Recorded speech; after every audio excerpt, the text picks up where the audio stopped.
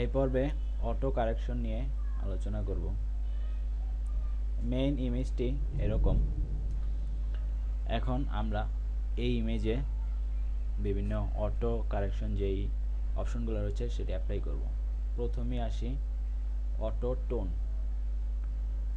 Auto tone এই পিকচারটিতে আমরা যদি অটো টোন অপশনটি সিলেক্ট করতে চাই বা অ্যাপ্লাই করতে চাই, সেক্ষেত্রে এখানে ইমেজ মেনুতে গিয়ে অটো টোন অ্যাপ্লাই করলাম। তাহলে দেখুন এই ইমেজটি অটো টোন হওয়ার পরে কেমন হয়েছে। আরও কিছু অপশন রয়েছে। এরপরে আমরা অ্যাপ্লাই করব অটো কন্ট্রাস্ট। ইমেজ মেনুতে গিয়ে অটো কন্ট্রাস্ট। হ্যাঁ, এই অটো অপশনটি মোটামুটি এই ইমেজের জন্য সুইটেবল। অবশ্যই প্রত্যেক ইমেজে একই রকম ইফেক্ট হবে এরকম নয়, এক এক ইমেজে এক এক রকম ফলাফল দেখাতে পারে। এবার আমরা অটো কালার এই অপশনটি ব্যবহার করব। অটো কালার, দেখুন এটিও খুব বেশি ভালো মনে হচ্ছে না।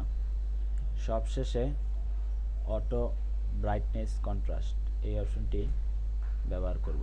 এই ব্যবহার করতে ইমেজ মেনুতে গিয়ে অ্যাডজাস্টমেন্ট ব্রাইটনেস কন্ট্রাস্ট, দেখুন এমন একটি টুলস আসবে।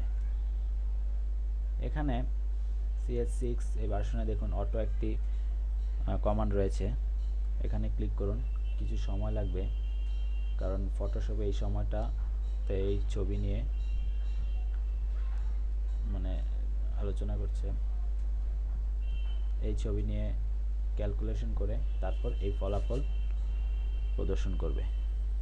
দেখুন এই কারেকশনটি মোটামুটি অন্যগুলোর চেয়ে ভালোই হয়েছে, তবে অটো কন্ট্রাস্ট এবং অটো ব্রাইটনেস কন্ট্রাস্ট দুটির সাথে আমরা তুলনা করে দেখতে পারি। এটি হচ্ছে অটো ব্রাইটনেস কন্ট্রাস্টের ফলাফল, আর এটি হচ্ছে অটো কন্ট্রাস্টের ফলাফল। সবশেষে আমরা অটো কমান্ডগুলোর ধারণা পরিপূর্ণভাবে পেলাম। তবে সব ইমেজে অটো কমান্ড দিয়ে ভালো রেজাল্ট পাওয়া যাবে এমন আশা করা যাবে না। যেমন আমরা এই ইমেজটি দেখতে পাচ্ছি, একটু ডার্ক টাইপ, অন্ধকার। তো আমরা এই ইমেজে এখন অটো অপশন ব্যবহার করব।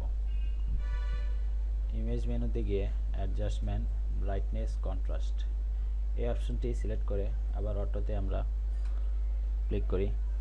দেখুন এই ক্লিক করার পরে কারেকশন হয়েছে, তবে ঠিক মন মতো হয়নি। এখন আমরা ইচ্ছা করলে এই ভলিউমগুলো বাড়িয়ে কমিয়ে আমাদের মন মতো ভ্যালু দিতে পারি। আমি এখানে 100 দিলাম, বা এভাবে কিবোর্ড দিয়েও আমরা দিতে পারি। এবং কন্ট্রাস্ট এই অপশনটি বাড়িয়ে কমিয়ে আমরা আমাদের মন মতো দিতে পারি। আমি এক্ষেত্রে এখানে 50 দিলাম।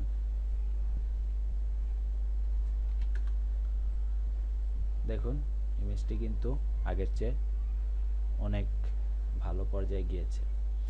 আগেরটির সাথে তুলনা করতে আমরা Ctrl Z চাপতে পারি, অর্থাৎ আনডু।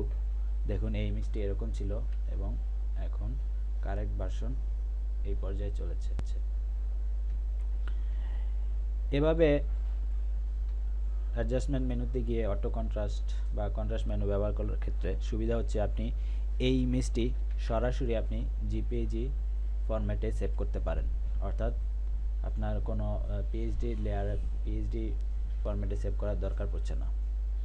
ডিসঅ্যাডভান্টেজ হলো আপনি এই ইমেজটি ইচ্ছা করলে আপনি আবার এডিট করতে পারছেন না, অর্থাৎ আপনি আবার পূর্বের অবস্থায় ফিরে যেতে পারছেন না। সেক্ষেত্রে আপনি যদি এটা আবার পূর্বের অবস্থায় যেতে চান বা এডিট করতে চান, সেক্ষেত্রে এখানে দেখুন একটি আইকন রয়েছে অ্যাডজাস্টমেন্ট লেয়ার।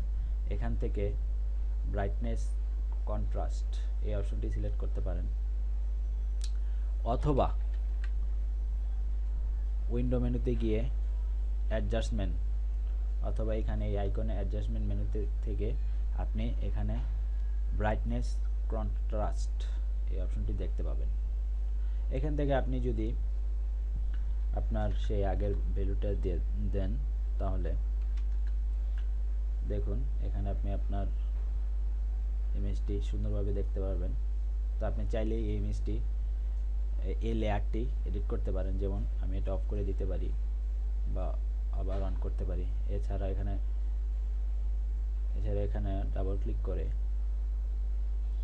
আপনি এই প্যানেলটি আবার ফিরিয়ে আনতে পারেন এবং আপনি আপনার ভ্যালুটি আবার পরিবর্তন করতে পারেন।